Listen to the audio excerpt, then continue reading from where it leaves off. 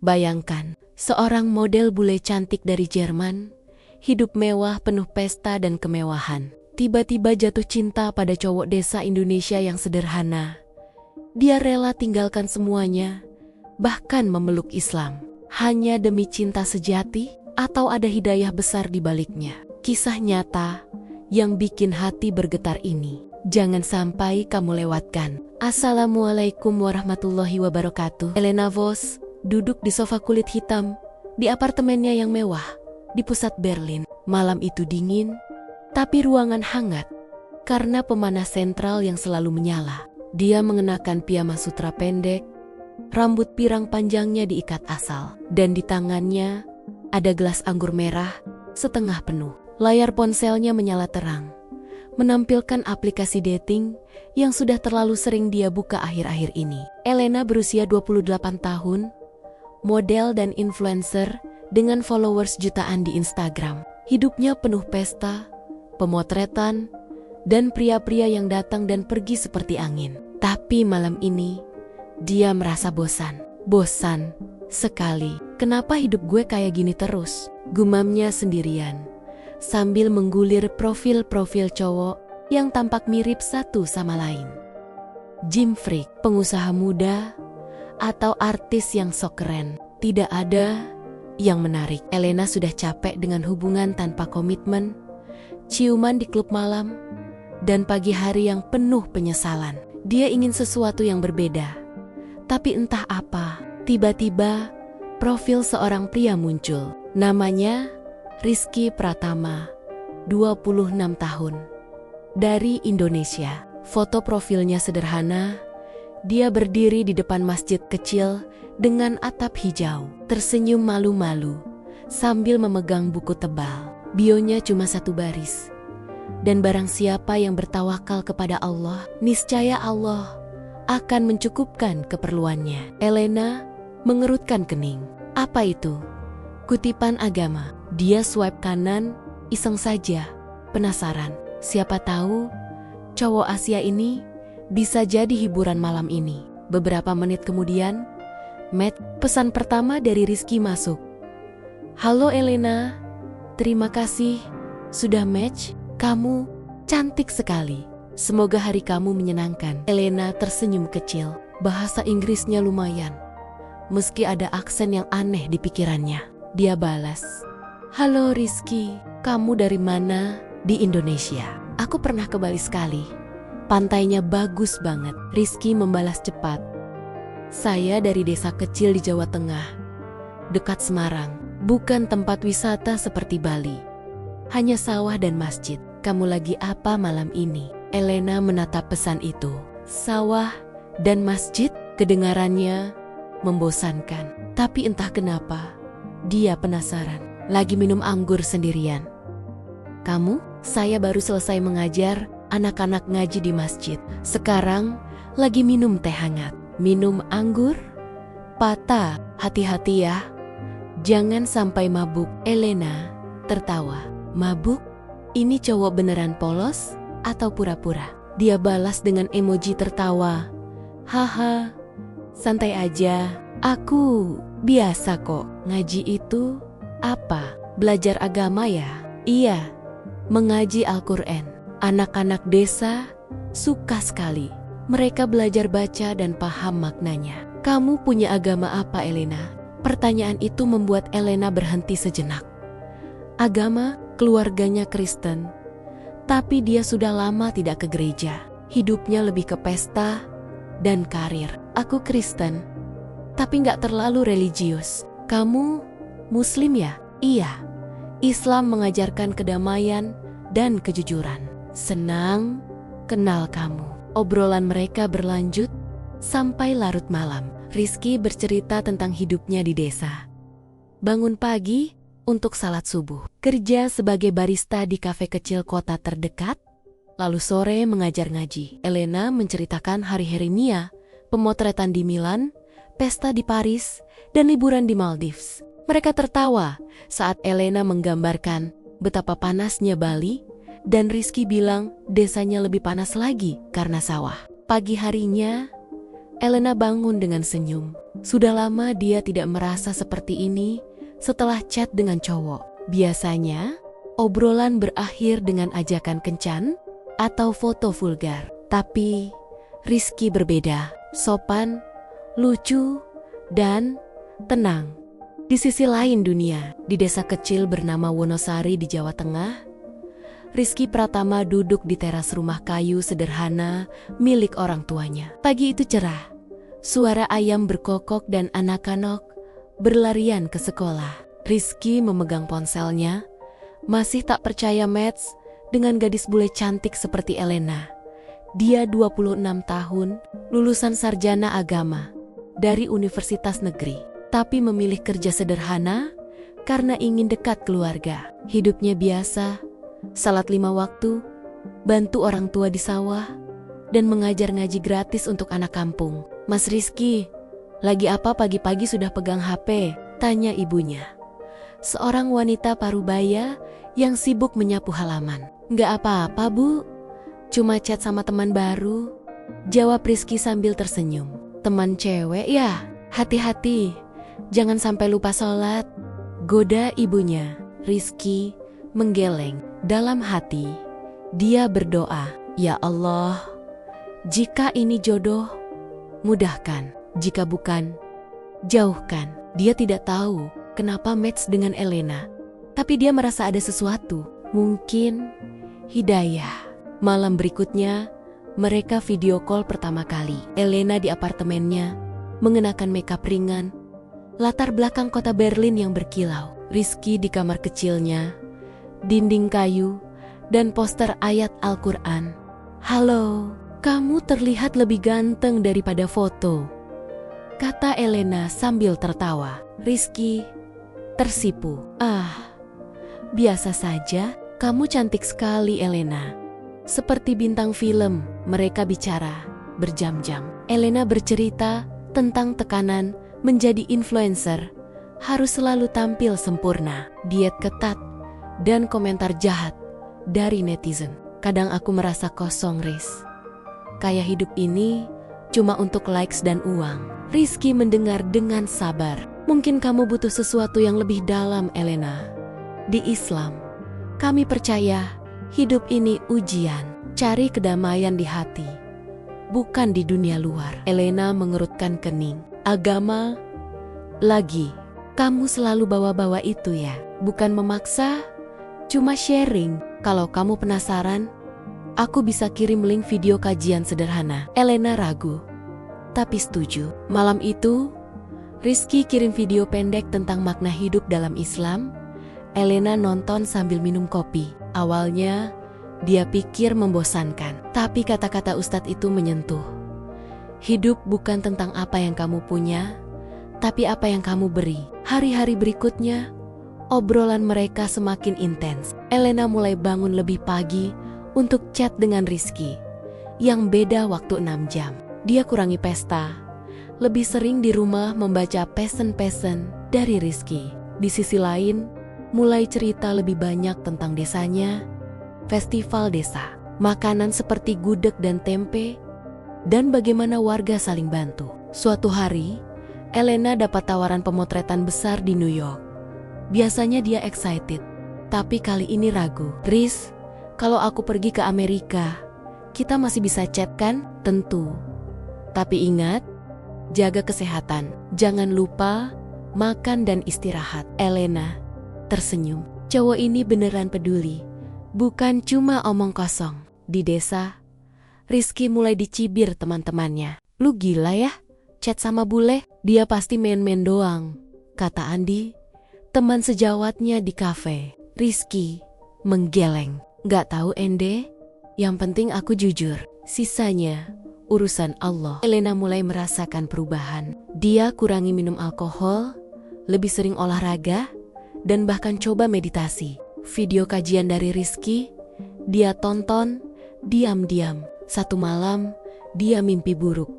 Hidupnya hampa, sendirian di apartemen besar. Bangun pagi, dia langsung call Rizky. Riz, aku takut hidupku kayak gak ada artinya. Rizky, tenang. Elena, Coba baca ini. Dia kirim surah pendek dari Al-Quran beserta terjemahannya. Elena baca. Sesungguhnya bersama kesulitan ada kemudahan. Air matanya hampir jatuh. Kenapa kata-kata ini terasa pas? 2 bulan berlalu. Elena memutuskan liburan ke Indonesia. Aku mau ketemu kamu, Riz. Beli tiket ke Jakarta, lalu ke Semarang. Rizky kaget. Serius? Oke. Aku jemput di bandara. Elena packing dengan excited. Keluarganya di Jerman protes. Kamu gila, ke negara asing demi cowok online? Kata ayahnya. Di telepon, aku dewasa, Dad. Aku tahu apa yang aku lakuin. Penerbangan panjang membuat Elena capek. Tapi saat mendarat di Semarang, hawa panas menyambutnya. Rizky sudah menunggu di bandara. Memegang papan nama Elena Vos dengan senyum lebar. Kamu lebih cantik aslinya, kata Rizky sambil memeluk ringan. Elena tertawa. Kamu juga. Ayo, tunjukin desamu. Mereka naik mobil sewaan ke desa. Jalan berliku, sawah hijau, dan rumah-rumah sederhana. Elena terkejut. Ini beda banget sama Berlin. Di desa, warga langsung heboh. Itu bule cantik sama Mas Rizky? Bisik-bisik mereka. Rizky ajak Elena ke rumahnya. Ibu Rizky sambut hangat, sajikan teh dan gorengan. Selamat datang, Nak. Senang sekali. Elena coba bahasa Indonesia sederhana. Terima kasih, Bu. Malam itu, mereka jalan-jalan di sawah. Ini tempat aku biasa renung, kata Rizky. Elena pegang tangannya. Aku suka di sini. Tenang, tapi di balik senyum, Elena mulai sadar perbedaan. Saat azan maghrib berkumandang, Rizky bilang, aku salat dulu ya. Elena duduk sendirian, mendengar suara itu. Asing, tapi indah. Besoknya, Rizky ajak ke masjid. Anak-anak ngaji berlarian. Ini yang aku ceritain, kata Rizky. Elena lihat anak-anak membaca Al-Quran. Hatnya hangat. Mereka lucu banget. Salah satu anak mendekat. Kak, kamu dari mana? Mau belajar ngaji? Elena tertawa. Mungkin lain kali. Pulang ke Berlin, Elena merasa rindu.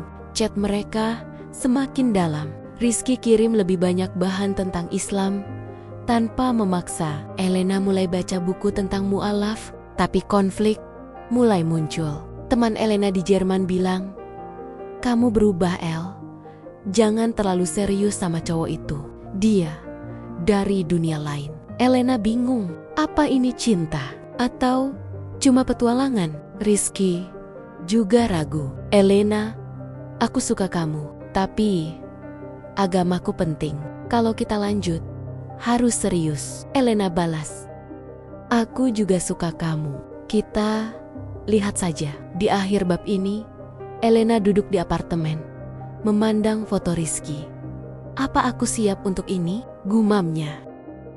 Elena Vos kembali ke apartemennya di Berlin setelah perjalanan pertama ke Indonesia. Pesawat mendarat pagi-pagi sekali, dan dia langsung merasa dingin, menusuk tulang setelah 2 minggu di panas Jawa.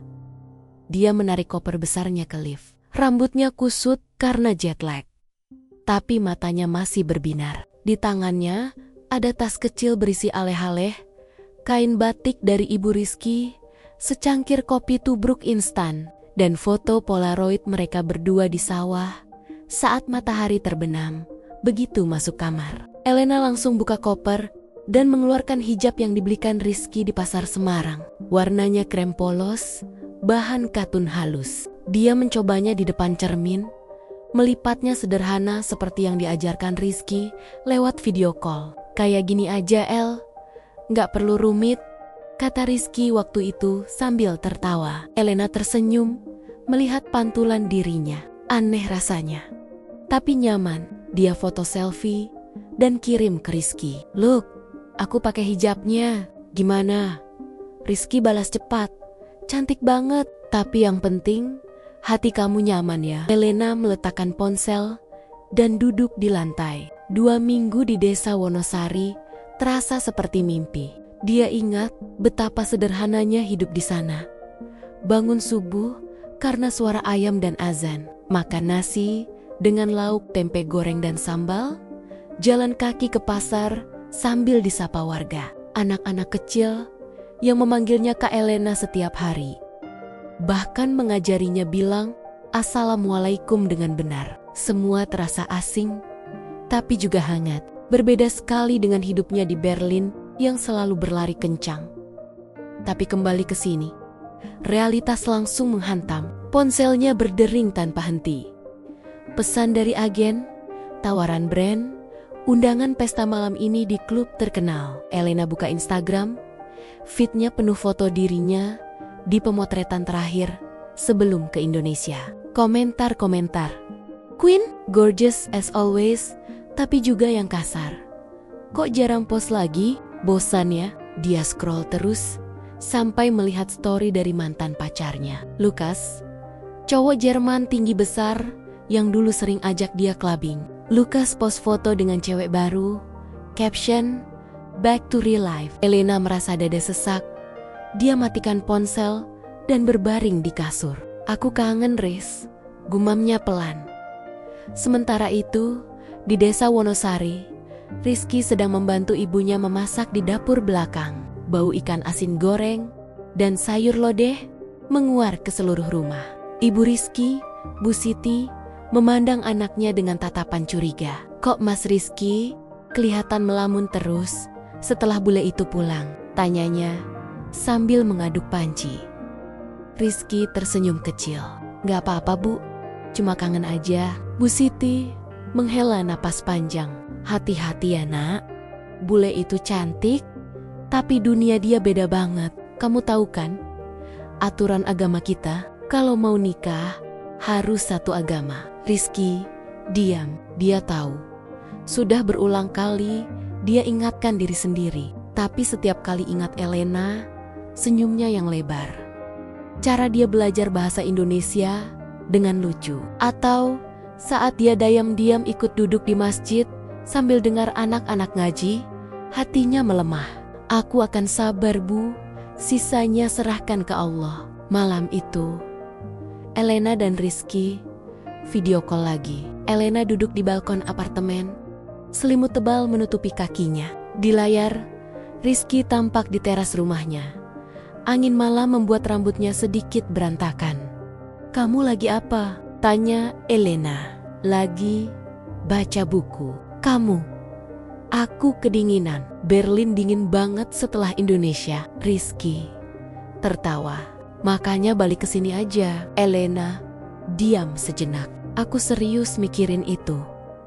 Rizky terkejut. Serius? Iya. Aku gak betah lagi di sini. Semua terasa palsu.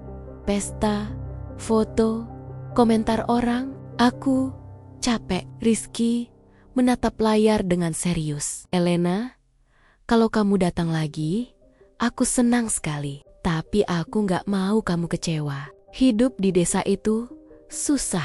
Gak ada mall, gak ada internet kencang, gak ada pesta. Aku tahu. Tapi aku mau coba. Aku mau lihat apa yang bikin kamu tenang setiap hari. Mereka bicara sampai pagi. Elena cerita tentang tekanan karirnya yang semakin berat. Brand-brand mulai minta konten yang lebih seksi untuk engagement. Tapi dia mulai menolak. Aku gak mau lagi, katanya pada Rizky. Aku mau jadi orang yang lebih baik. Rizky mengirimkan link playlist kajian lagi. Kali ini tentang hijrah dan perubahan hidup. Elena mulai dengar satu persatu. Dia sering nangis sendirian saat mendengar cerita mu'alaf lain yang merasa hampa seperti dirinya. 3 bulan kemudian, Elena memutuskan kembali ke Indonesia. Kali ini lebih lama, 3 bulan. Dia bilang ke agen bahwa dia butuh break panjang. Agennya marah besar. Kamu gila, El? Karir kamu lagi naik. Jangan buang kesempatan. Elena cuek. Aku butuh waktu untuk diri sendiri. Ayahnya di Jerman menelepon. Suaranya keras. Elena, kalau kamu pergi lagi ke sana, jangan harap aku kirim uang bulanan lagi. Kamu mau hidup susah di desa? Elena menjawab tegas. Aku punya tabungan sendiri, Dad.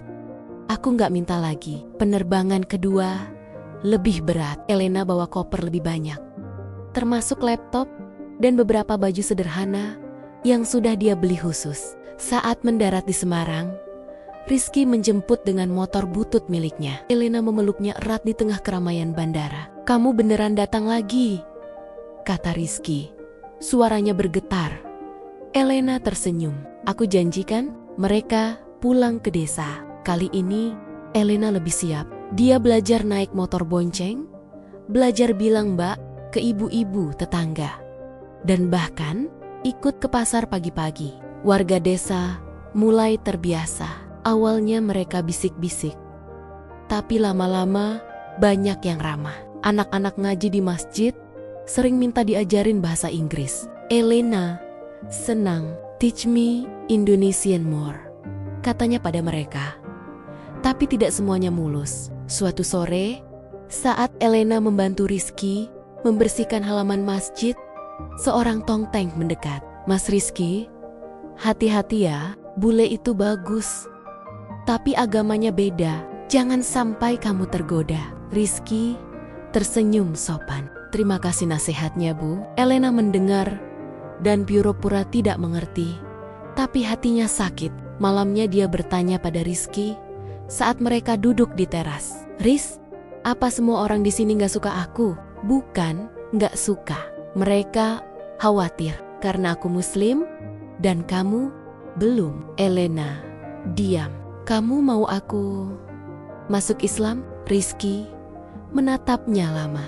Aku gak mau kamu masuk Islam karena aku. Aku mau kamu masuk karena kamu yakin itu benar. Kalau karena aku saja, nanti kalau susah, kamu bisa menyesal. Elena mengangguk pelan, tapi dalam hati, dia mulai serius belajar. Setiap pagi, dia bangun ikut Rizky salat subuh, meski dia hanya duduk di belakang sambil dengar. Dia mulai baca terjemahan Al-Quran yang dibeli di toko buku Semarang. Kadang dia tanya Rizky tentang iyat-iyat yang sulit. Suatu malam, hujan deras, listrik mati.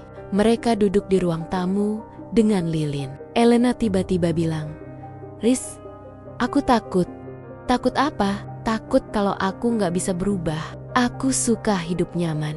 Kalau aku tinggal di sini selamanya, apa aku kuat? Rizky pegang tangannya. Kita nggak perlu buru-buru. Yang penting, kamu bahagia. Kalau suatu saat kamu mau pulang ke Jerman, aku nggak akan marah. Elena menangis. Aku nggak mau pulang. Aku mau di sini sama kamu. Rizky memeluknya pelan, tapi di dalam hatinya, dia tahu konflik besar masih menanti. Keluarganya mulai bertanya lebih sering. Teman-temannya di kafe mulai kasih nasihat. Dan Elena sendiri masih bergulat dengan masa lalunya yang terus memanggil lewat pesan dan telepon di Berlin. Lukas kirim pesan, El, aku dengar kamu lagi di Indonesia lama. Kapan?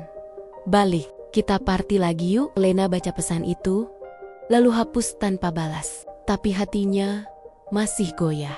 Apakah dia bener-bener siap tinggalkan semuanya? Sementara itu, Rizky mulai dapat tekanan dari keluarga besar. Pamannya datang ke rumah dan bilang langsung, Rizky, kalau kamu serius sama bule itu, putusin aja. Kita nggak mau ada masalah agama di keluarga. Rizky hanya diam. Malam itu, dia salat tahajud panjang, berdoa agar Elena diberi hidayah dan agar dia sendiri diberi kekuatan. Elena di kamar kecil yang sudah disiapkan ibu Rizky mendengar suara Rizky membaca Al-Quran dari luar. Dia pegang dada. Ada sesuatu yang bergerak di dalam hatinya. Sesuatu yang selama ini dia cari di pesta, di likes, di pujian orang. Tapi baru dia temukan di sini, di desa kecil ini, bersama pria sederhana yang mencintainya dengan cara paling tulus. Tapi perjalanan masih panjang dan badai belum datang sepenuhnya. Elena sudah hampir 6 bulan tinggal di desa Wonosari. Hari-harinya sekarang teratur. Bangun subuh ikut azan, bantu Bu Siti di dapur. Lalu sore ikut Rizky ke masjid untuk ngobrol sama anak-anak. Dia sudah bisa masak nasi goreng sederhana. Bahkan belajar bikin sambal yang lumayan pedas. Warga desa mulai memanggilnya Mbak Elena dengan senyum. Bukan lagi bisik-bisik curiga. Beberapa ibu-ibu bahkan ajak dia ke arisan kecil di balai desa. Meski Elena masih sering salah paham kalau mereka bicara cepat. Tapi di balik semua itu, ada sesuatu yang mengganjal. Setiap kali Rizky bicara soal masa depan, nada suaranya berubah. Elena tahu, dia tahu sekali mereka sudah sering pelukan, pegangan tangan di sawah, bahkan tidur berdekatan di teras saat malam panas. Tapi Rizky selalu berhenti sebelum terlalu jauh. Kita harus sabar, El, katanya setiap kali. Elena paham artinya. Sampai ada kepastian. Suatu sore, setelah hujan reda, Rizky ajak Elena duduk di bawah pohon mangga belakang rumah. Udara masih basah. Bau tanah lembab. Rizky pegang tangan Elena, tapi tatapannya serius. El, aku gak bisa bohong lagi. Aku sayang kamu. Beneran, sayang. Tapi kita gak bisa terus begini. Elena langsung tegang. Maksudnya? Rizky tarik napas dalam. Di Islam, hubungan kita sekarang sudah di luar batas. Kalau kita mau lanjut, harus nikah. Tapi nikah beda agama, nggak boleh. Kamu harus masuk Islam dulu. Bukan karena aku, tapi karena kamu yakin itu benar. Elena diam lama. Dia sudah dengar ini berkali-kali. Tapi kali ini terasa lebih berat. Jadi, kalau aku nggak masuk Islam, kita selesai. Rizky menggeleng pelan. Bukan selesai, tapi kita nggak bisa bersama. Aku nggak mau bohongin agama, El. Aku juga nggak mau kamu masuk Islam cuma gara-gara aku. Nanti kalau susah, kamu bisa nyesel. Elena tarik tangannya pelan. Matanya mulai panas.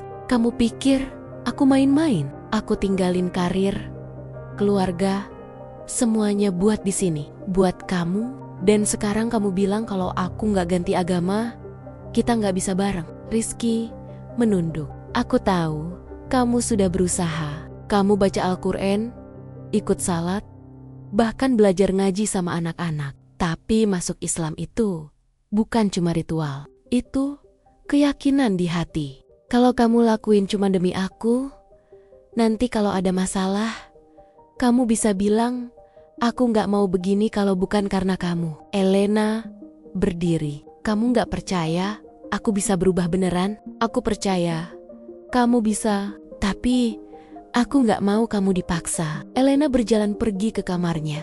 Pintu ditutup pelan, tapi Rizky tahu itu artinya marah besar. Malam itu Elena gak keluar makan malam. Dia duduk di lantai, pegang ponsel, scroll foto-foto lama di Berlin. Pesta, teman-teman, Lukas yang dulu sering ajak dia minum sampai pagi. Semua terasa jauh sekarang, tapi juga menggoda. Mungkin aku salah pilih, gumamnya. Keesokan harinya, Elena bangun dengan mata sembab. Rizky sudah pergi ke kafe kerja. Bu Siti ketuk pintu pelan. Nah Elena, makan dulu. Jangan marah sama anakku ya. Dia cuma takut kehilangan kamu. Elena keluar, tapi cuma makan sedikit. Siangnya, dia bilang mau ke Semarang sendiri. Rizky coba tanya, tapi Elena jawab dingin. Aku butuh waktu. Di Semarang, Elena check-in hotel kecil dekat Malioboro. Dia duduk di kamar, nyalain laptop, dan buka email dari agen lamanya di Berlin. Ada tawaran baru. Kontrak iklan brand fashion besar, syuting di Milan, bayaran gede. Agennya tulis, El, kamu masih punya waktu. Kalau balik sekarang, kita bisa lanjut. Kamu gak perlu buang karir begini. Elena baca email itu berkali-kali. Lalu ada pesan dari Lukas. Aku dengar kamu masih di Indonesia. Kalau capek, pulang aja. Aku jemput di bandara. Kita mulai lagi dari awal. Elena tutup laptop. Dia keluar jalan-jalan sendirian. Malioboro ramai, orang-orang foto-foto, pedagang tawarin batik dan makanan. Elena beli es dawet, duduk di trotoar, dan menangis pelan. Dia kangen Rizky, tapi juga marah. Kenapa harus serumit ini? Malamnya, Elena telepon Rizky. Suaranya dingin. Aku mau balik ke Jerman sebentar. Aku perlu mikir. Rizky diam lama. Kamu boleh pulang, El. Aku gak akan halangin. Tapi kalau kamu balik ke sana dan gak kembali, aku paham. Itu artinya apa? Elena nangis di telepon. Kamu tega banget. Aku nggak tega. Aku cuma takut kamu nyesel nanti. Elena matiin telepon. Besoknya, dia beli tiket pulang ke Berlin. Saat pesawat lepas landas dari Semarang, dia lihat sawi-sawa dari jendela, air matanya jatuh lagi. Di Berlin, semuanya seperti dulu. Apartemen mewah, pesta, teman-teman yang langsung ajak clubbing. Lukas jemput di bandara, peluk erat. Akhirnya kamu sadar, katanya sambil tersenyum. Elena ikut pesta pertama. Musik keras, minuman mengalir. Orang-orang dansa. Dia coba nikmati, tapi rasanya kosong. Dia pulang lebih awal. Duduk di sofa, buka kotak kecil yang dibawa dari Indonesia, hijab krem dari Rizky, foto polaroid mereka, dan terjemahan Al-Quran kecil. Dia buka buku itu, baca surah yang pernah dikirim Rizky. Sesungguhnya bersama kesulitan ada kemudahan. Dia nangis lagi. Kenapa kata-kata ini masih bikin hatinya tenang? Hari-hari berikutnya berat. Elena coba balik ke rutinitas lama. Pemotretan, meeting brand, tapi dia sering melamun. Agennya senang karena dia balik. Tapi Elena tahu dia nggak bahagia. Malam-malam dia diam-diam, buka YouTube, cari video kajian dalam bahasa Inggris. Dia ikut kajian online, chat sama mualaf lain di grup Facebook. Mereka cerita perjuangan mereka, keluarga marah, teman menjauh, tapi akhirnya mereka temukan kedamaian. Suatu malam, Elena dapat telepon dari ibunya. Elena, ayahmu sakit. Dia ingin kamu pulang ke rumah. Kami khawatir kamu di Indonesia itu. Elena bilang dia akan pikirkan. Tapi dalam hati, dia tahu dia nggak mau balik ke kehidupan keluarganya yang selalu kontrol segalanya. Lukas ajak kencan lagi. Mereka makan malam romantis di restoran mahal. Lukas bilang, kita bisa nikah tahun depan. Aku serius. Kali ini, Elena tersenyum tipis. Terima kasih Lukas, tapi aku nggak bisa. Lukas kaget. Kenapa? Karena cowok desa itu. Bukan. Karena aku udah berubah. Elena pulang. Langsung buka laptop. Dia cari tiket ke Indonesia lagi. Kali ini, satu arah. Dia kirim pesan ke Rizky. Aku mau balik, tapi aku butuh waktu sendiri dulu. Aku lagi cari jawaban. Rizky balas singkat. Aku tunggu. Doain. Kamu. Elena sampai di Jakarta, lalu naik kereta ke Semarang. Dia nggak bilang ke Rizky. Dia cekin kos-kosan kecil di pinggir kota, jauh dari desa. Dia ingin sendiri. Setiap hari dia ke masjid-masjid besar di Semarang, duduk di belakang, dengar ceramah. Dia belajar lebih dalam. Sholat, puasa, makna hijab. Dia mulai pakai hijab saat keluar, meski masih canggung. Suatu hari, di Masjid Agung Jawa Tengah, dia ketemu seorang ustazah Indonesia yang ramah. Namanya Ummu Aisyah. Mereka ngobrol panjang. Elena cerita semuanya. Cinta, marah, ragu, dan keinginan mencari kebenaran. Ummu Aisyah pegang tangan Elena. Nak, masuk Islam itu bukan untuk orang lain.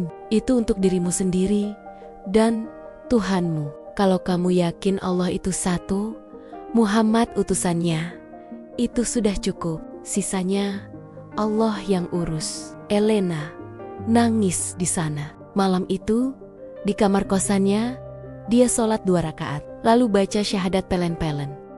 Aku bersaksi bahwa tiada Tuhan selain Allah, dan Muhammad adalah utusan Allah. Air matanya jatuh ke sajadah. Bukan karena Rizky, bukan karena desa, karena akhirnya dia merasa pulang.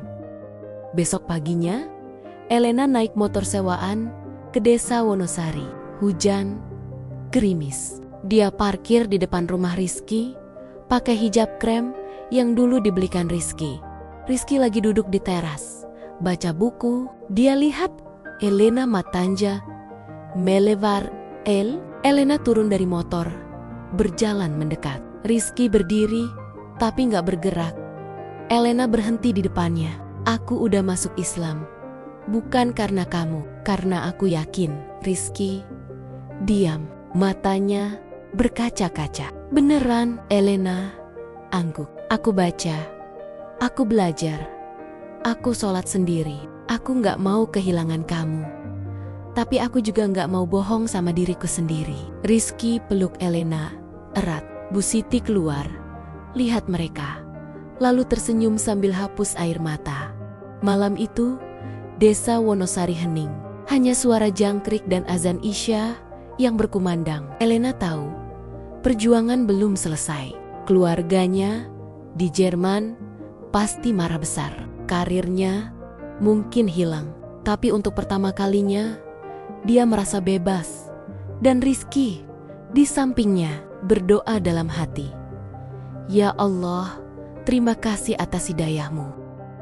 Pagi itu, hujan masih gerimis di Wonosari. Elena berdiri di teras rumah Rizky, memandang sawah yang basah dan kabut tipis menyelimuti lereng gunung di kejauhan.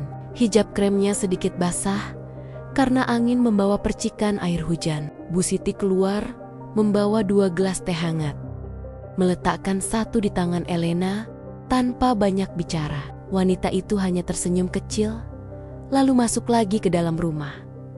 Rizky muncul dari kamar. Rambutnya masih akak-kekokan setelah salat subuh. Dia melihat Elena dan langsung mendekat. Kamu nggak masuk, dingin loh. Elena menggeleng. Pelan. Aku lagi mikir. Rizky berdiri di sampingnya, ikut memandang sawah. Mikir apa? Apa? Semuanya. Keluargaku di Jerman pasti sudah tahu sekarang. Aku cuma kirim pesan singkat ke ibu. Aku sudah masuk Islam. Mereka belum balas. Mungkin marah besar. Rizky diam sejenak. Kamu siap hadapi itu? Elena menoleh ke arahnya. Aku nggak tahu, tapi aku nggak mau mundur lagi. Aku sudah bilang syahadat di kosan itu. Sendirian. Bukan karena kamu paksa, Riz. Aku yang memilih. Rizky pegang tangan Elena. Aku tahu, makanya aku senang sekali. Tapi perjalanan masih panjang. Masih banyak yang harus dihadapi. Hari-hari berikutnya terasa campur aduk. Elena resmi pindah ke kamar kecil di rumah Rizky.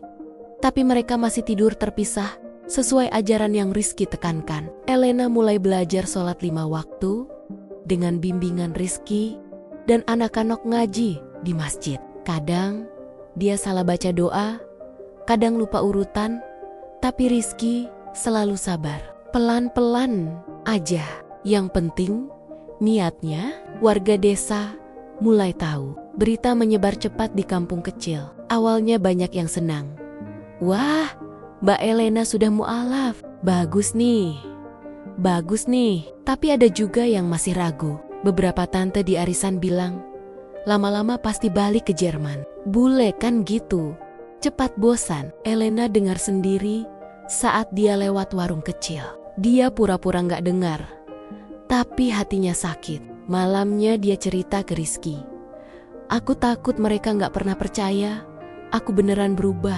Rizky jawab sederhana. Biarin aja.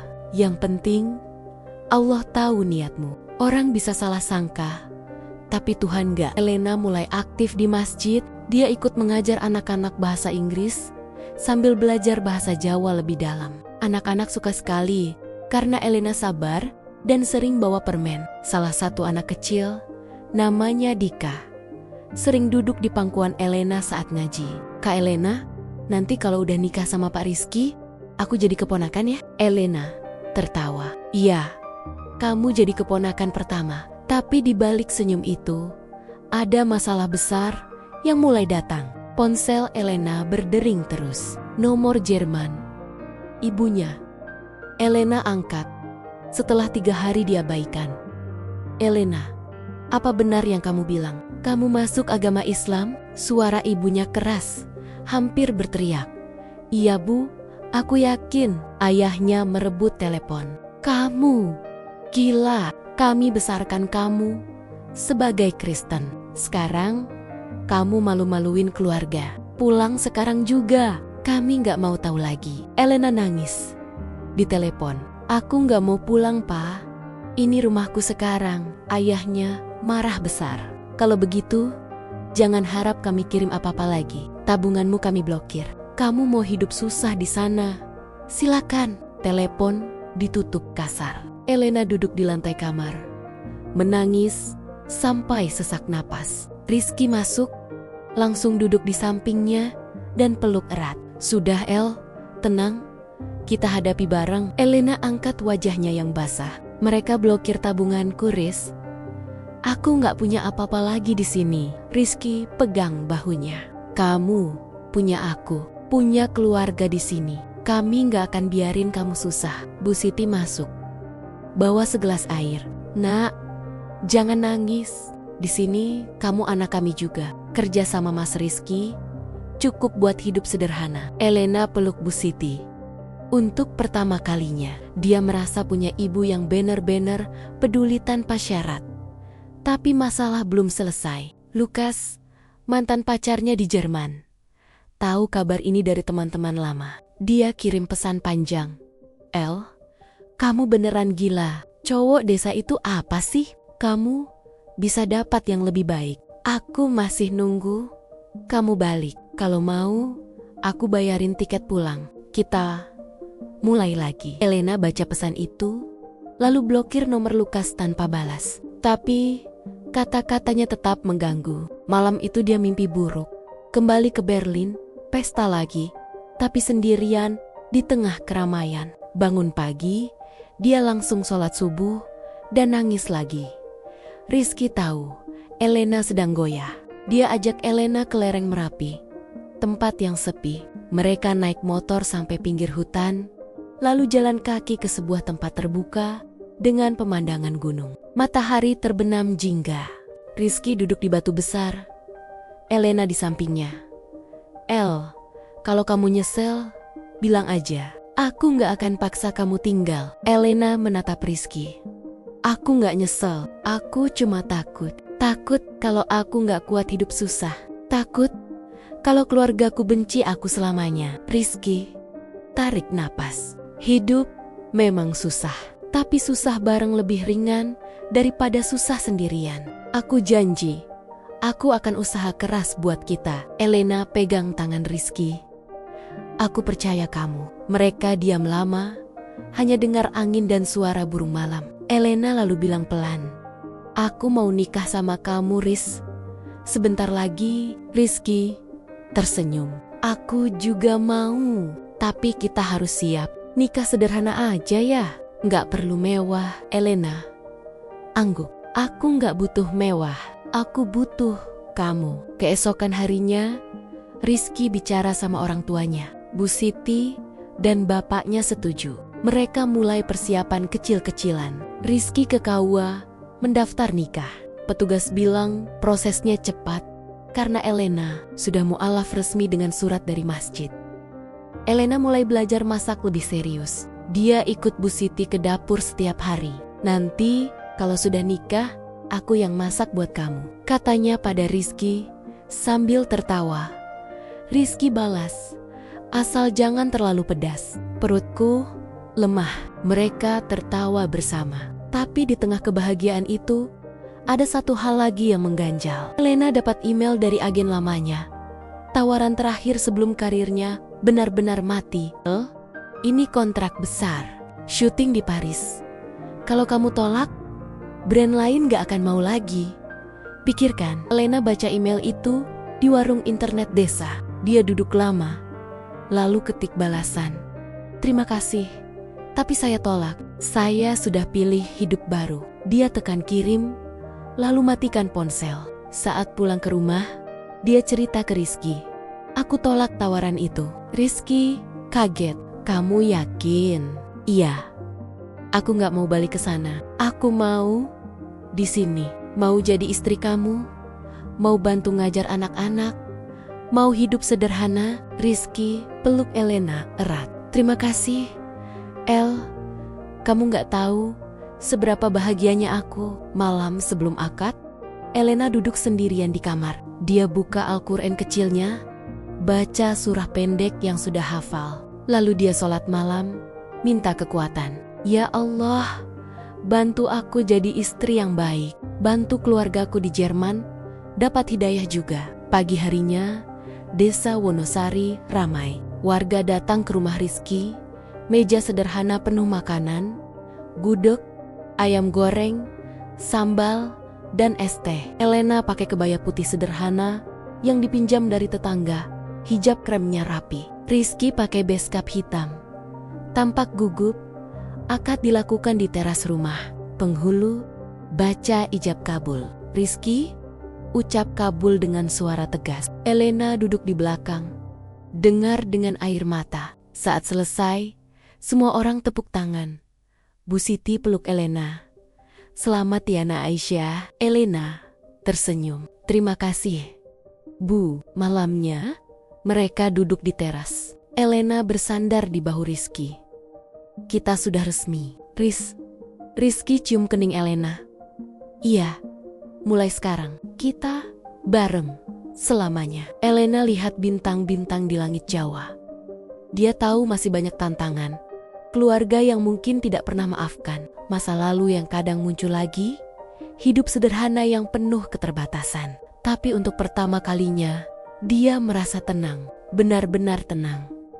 Dan di dalam hatinya, dia berbisik, ini rumahku sekarang. Pagi setelah akad nikah, rumah kecil di Wonosari terasa lebih hidup. Matahari baru muncul di balik gunung. Cahayanya menyusup lewat sela-sela dinding kayu. Elena yang sekarang semua orang panggil Aisyah bangun lebih pagi dari biasanya. Dia sudah hafal suara azan subuh yang berkumandang dari masjid kecil di ujung kampung. Dia ambil mukena putih yang baru dibelikan Bu Siti, lalu sholat di sudut kamar yang sudah disiapkan sajadah kecil. Rizky masih tidur di kamar sebelah. Mereka belum tidur satu kamar semalam. Karena Rizky bilang, kita mulai pelan-pelan, biar semuanya terasa benar. Aisyah tersenyum sendiri, ingat kata-kata itu. Dia keluar ke dapur, bantu Bu Siti nyalain tungku kayu untuk masak air panas. Bau kopi tubruk langsung menyebar. Pagi Nak Aisyah, udah bangun? Udah bangun, Bu Siti tersenyum lebar sambil mengaduk panci. Pagi Bu, aku mau bantu masak. Hari ini aku yang bikin sarapan buat suamiku. Bu Siti tertawa pelan. Wah, langsung jadi istri teladan ya? Oke, sini aku ajarin. Bikin telur dadar campur bawang yang Rizky suka. Mereka masak bersama. Aisyah belajar mengupas bawang sambil menahan air mata karena pedas. Tapi dia gak mengeluh. Setelah selesai, dia bawa nampan ke kamar Rizky. Rizky sudah bangun, duduk di pinggir kasur sambil menggosok mata. Assalamualaikum, Mas, kata Aisyah sambil tersenyum malu. Waalaikumsalam, istriku, jawab Rizky. Suaranya masih serak pagi. Dia lihat nampan di tangan Aisyah.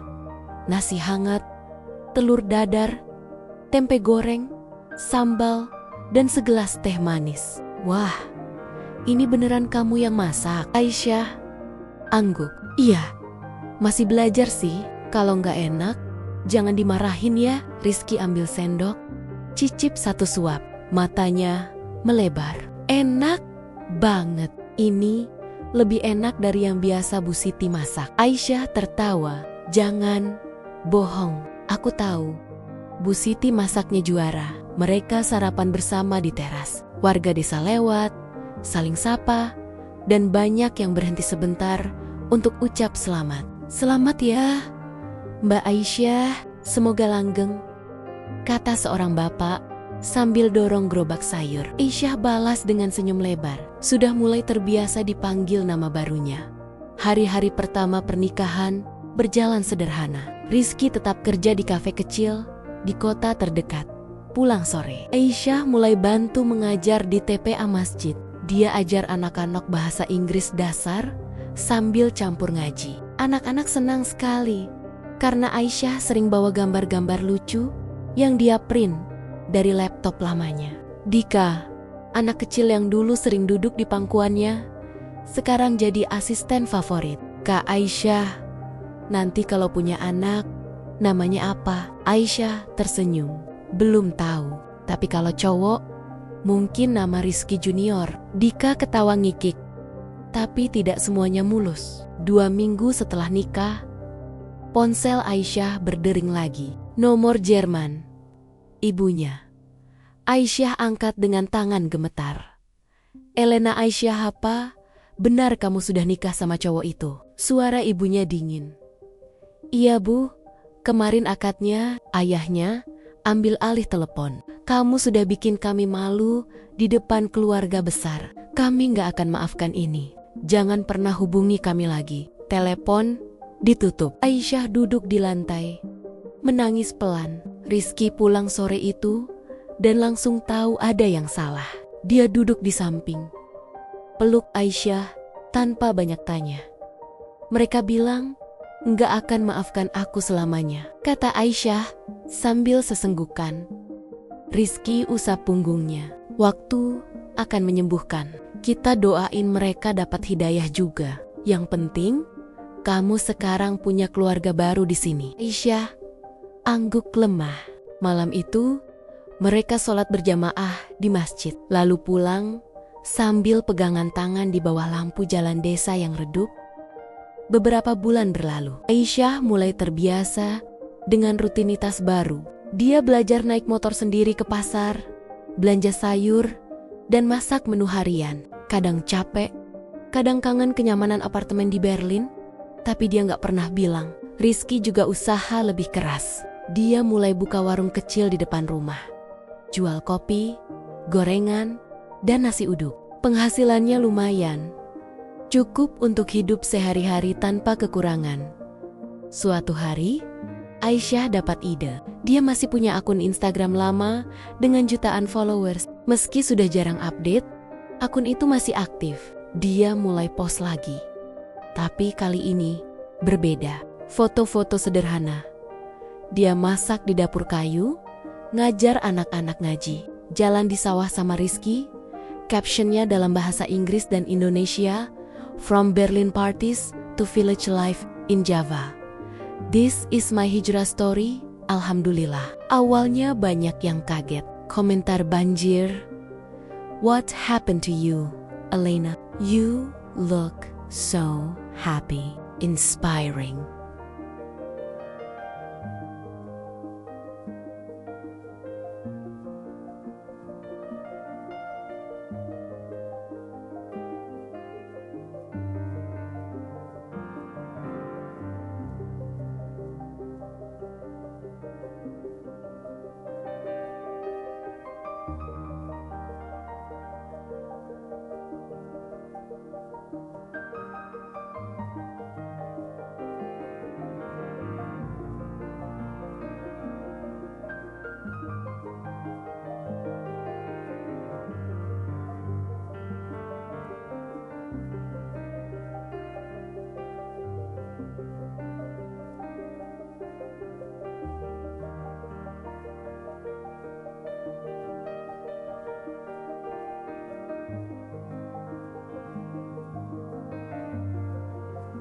Ada juga yang kasar. "You sold out, brainwashed." Tapi Aisyah nggak peduli. Dia balas dengan sopan, cerita singkat perjalanannya. Akunnya mulai ramai lagi. Banyak mu'alaf dari luar negeri yang DM, minta cerita lebih detail. Aisyah mulai buat video pendek. "How I found peace in Islam, a day in my village life." Rizky ikut kadang.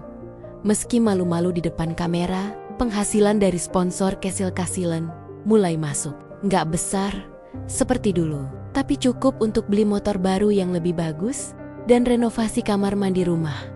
Tahun pertama pernikahan, mereka dapat kabar baik. Aisyah hamil. Rizky langsung heboh. Dia beli buku panduan kehamilan, ikut ke dokter desa setiap bulan, bahkan belajar pijat kaki untuk Aisyah yang sering pegal. Bu Siti senang sekali. Setiap hari bikin jamu untuk menjaga kesehatan Aisyah. Saat kandungan Aisyah masuk bulan ke-7, keluarga Jerman akhirnya ada tanda-tanda. Ibunya kirim pesan singkat. "Kami dengar kamu hamil. Kami khawatir. Apa kamu baik-baik saja di sana?" Aisyah balas, "Iya Bu, aku bahagia. Kalau mau, kalian boleh datang.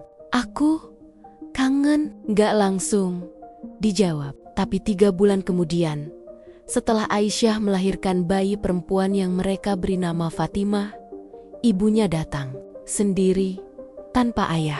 Dia turun dari taksi di depan rumah desa, bawa koper kecil. Wajahnya lelah tapi mata penuh air. Aisyah peluk ibunya di teras. "Bu," ibunya nangis. "Aku salah, Nak. Aku gak seharusnya bilang begitu. Aku lihat kamu di video-video itu. Kamu bahagia. Aku cuma mau lihat cucu." Rizky sambut dengan sopan, bawa ibu mertuanya masuk. Bu Siti langsung peluk dan bilang, "Selamat datang, Bu. Ini rumah anak-anak kita." Ibunya tinggal 2 minggu. Dia lihat bagaimana Aisyah hidup, sederhana tapi penuh cinta. Dia ikut sholat di masjid, meski masih canggung. Saat pulang, dia bilang, "Aku gak janji langsung paham semuanya, tapi aku mau coba belajar, dan aku gak akan halangin kalian lagi." Aisyah nangis bahagia. Rizky peluk istrinya dari belakang. "Lihat El, Allah mudahkan." Tahun-tahun berikutnya, hidup mereka tetap sederhana. Rizky buka kafe kecil di pinggir jalan utama desa, namanya Kopi Hidayah. Aisyah jadi content creator full time. Cerita tentang hijrah, pernikahan beda budaya, dan kehidupan desa. Followersnya bertambah, tapi mereka nggak pernah sombong. Uang dari konten dipakai untuk bantu anak yatim di TPA, renovasi masjid, dan tabungan buat masa depan Fatimah. Fatimah tumbuh jadi anak ceria.